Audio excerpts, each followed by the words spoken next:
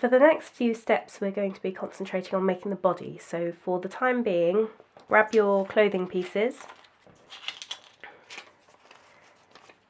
and just put them somewhere safe, and then whichever body you're making, so we're making Cindermouse, who is cream, you need to get the supplies for that. So if you're working from the kit like I am, go inside your fabric pieces and grab, you will need the cream for the body and the peach for the ears, so put those to one side.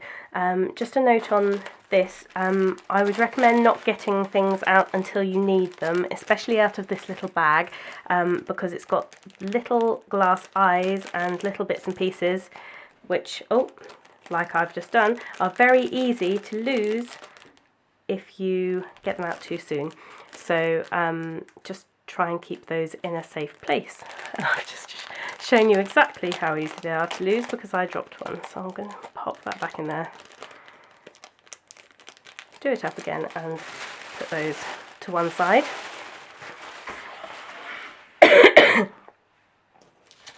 So the first thing to do is arrange your templates shiny side down again on your fabric. If you are working with a big iron and ironing board, then you want to take all of this over to your ironing board so that I can just film it here without going back and forth. I am cheating a bit. I'm going to use just a folded up tea towel underneath my felt, and I've got this mini iron, which just means I don't have to keep getting up and down from the table. It works exactly the same as a regular size iron. You need a medium hot iron, and make sure you've got any steam turned off, because that your felt will not enjoy being steamed. It will kind of shrink up.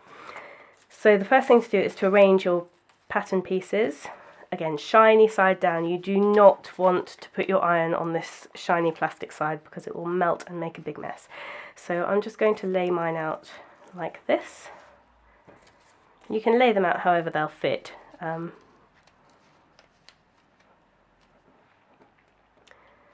you've got 2 cream ears, so I'm just going to pop those in there. And then your peach ears can fit on here.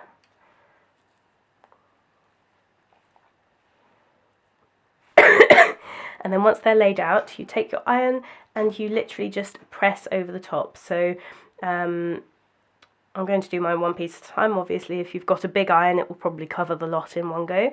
So you just press for a few seconds each part, and then you'll see the paper starting to stick to the felt.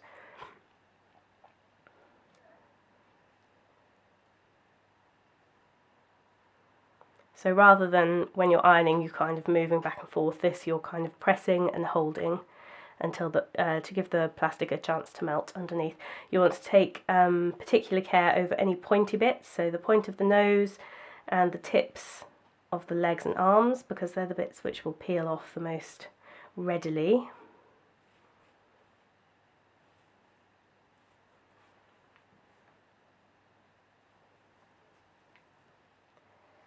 And this is the exact reason we are using freezer paper rather than any other transfer method for this project. It's very small, and as you know from the previous step, you want to be as precise as possible with the pattern pieces, so that they will join up nicely and end up looking like they're supposed to look. If you try and use some kind of chalk or transfer pen or something like that to trace onto felt, any of you who have used felt before will know it's notoriously difficult to transfer patterns onto felt. You can do it, but when you're working on such a small scale as this, it just won't end up being precise. So for example, if you cut this out of normal paper and then just tried to draw around it with a pen or a chalk, you'd end up with it so far outside the lines it just wouldn't be precise enough. So this method and this paper gives you the most precise method of transferring these designs. So I'm just going to do the ears.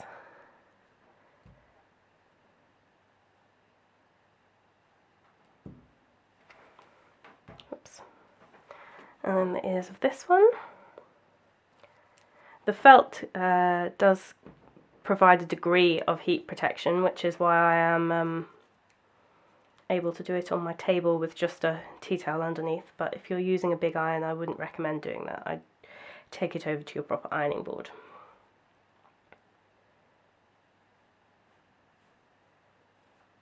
Okay, so I'm just going to pop that out of the way.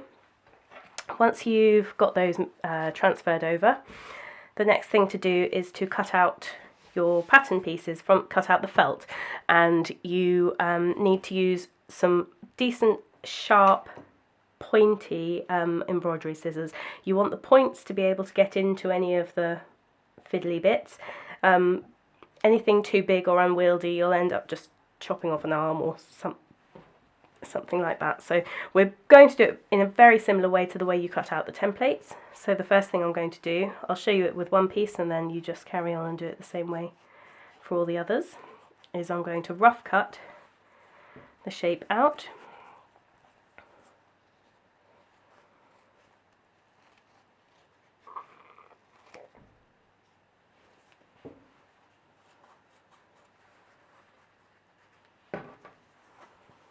Just so I'm not working with a whole unwieldy bulk of fabric.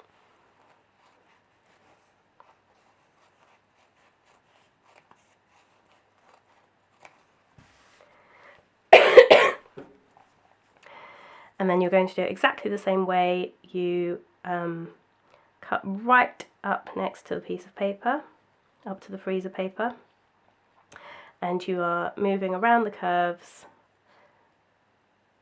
with your scissors facing in the same direction all the time, and just move the fabric and the paper around the curves.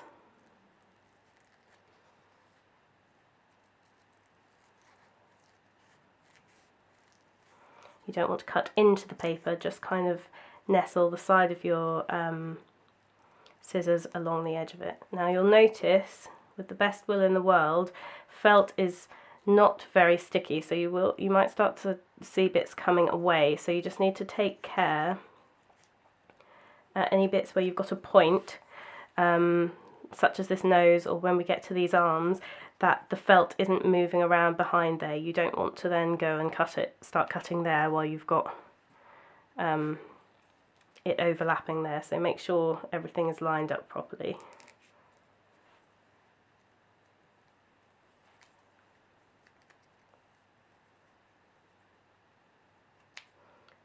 You can test that your fabric has stuck properly before you take it away from the ironing board. I mean, this one looks like I could have done with a bit longer under there,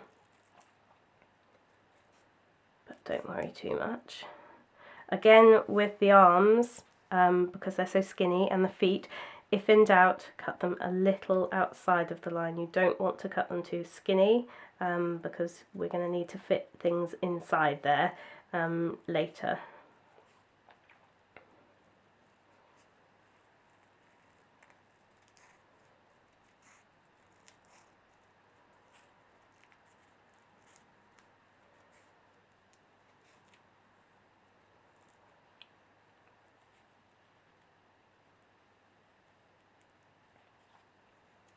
Right, so if you see now that's kind of come away at the end, so you need to really hold them together and make sure you don't go too far inside of that line.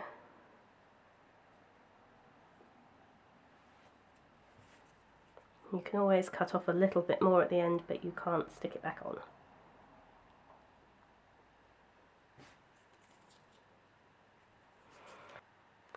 Okay, before you take the paper off, you need to just mark the ear points and the eye point. So I'm going to do the eye first. If you remember, we made a hole there before with our pencils, so just pop your pen through there and you'll see that it's made the mark.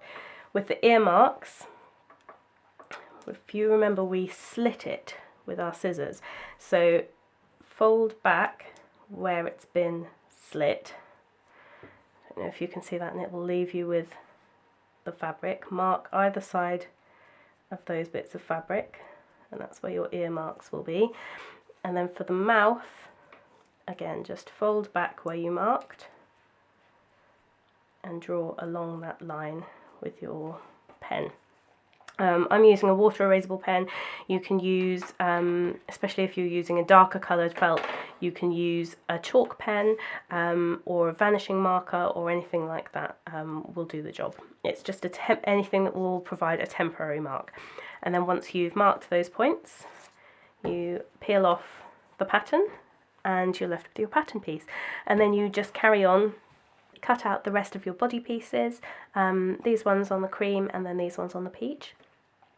I leave the paper on for the ears, both the peach and the cream, just because I can forget which way round they go, and it just makes things easier when you come to sew them on. But for everything else, I peel off the paper straight away because they're all self-explanatory. You mark the tail piece just like you did with the eye, so you'll have made a hole before you stick it on and then mark through it with your pen. And then it's ready for the next step.